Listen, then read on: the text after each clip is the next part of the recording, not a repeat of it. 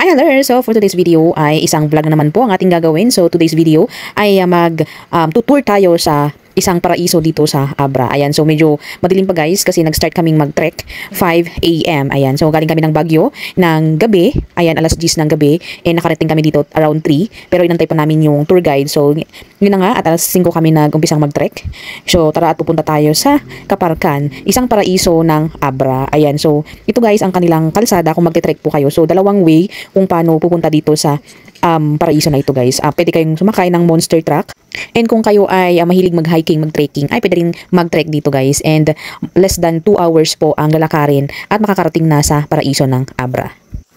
At kung kagaya nyo ako na medyo chubby-chubby, ayan, ay dapat i-prepare nyo ang iyong katawan sa paglalakad guys. Kasi talagang medyo may kalayuan guys. So ayan, nakarating na tayo sa Kaparkan Falls. Pag nakita nyo ang signage na yan, meron pang 20 minutes na lalakarin pababa. So pababa ng pababa, ganyan guys. So sa wakas, nakarating na tayo dito sa kanilang paradise. Ayan, bonggang-bongga guys. Kasi pag nakikita natin sa Facebook or kung saan sa YouTube, ganyan, ay para siyang edited. Pero dito guys, hindi po siya edited. Talagang napakaganda guys. So let's go. Let's explore the Kaparkan Falls.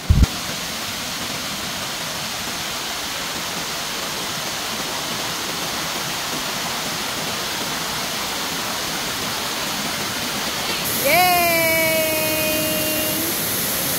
So, dinatagal-tagal ng panahon, nakarating na sa Kaparkan. Yeah! Paradise.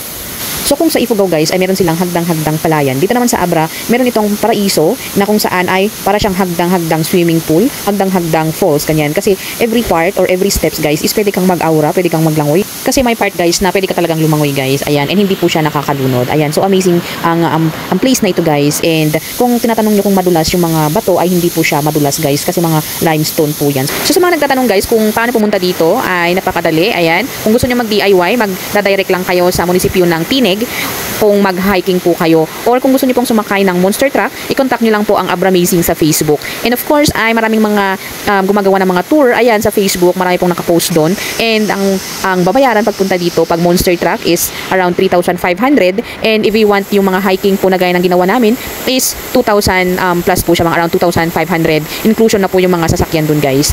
Exclusion po yung mga pagkain. So that's it guys, my video, and I hope na na-enjoy nyo ang video ito. Ayan, so kung gusto nyo pumunta doon, just book them guys. Thanks for watching, and kung gusto niyo rin ang mas detailed na video ay watch na lang sa Wedgie Chongyan YouTube channel.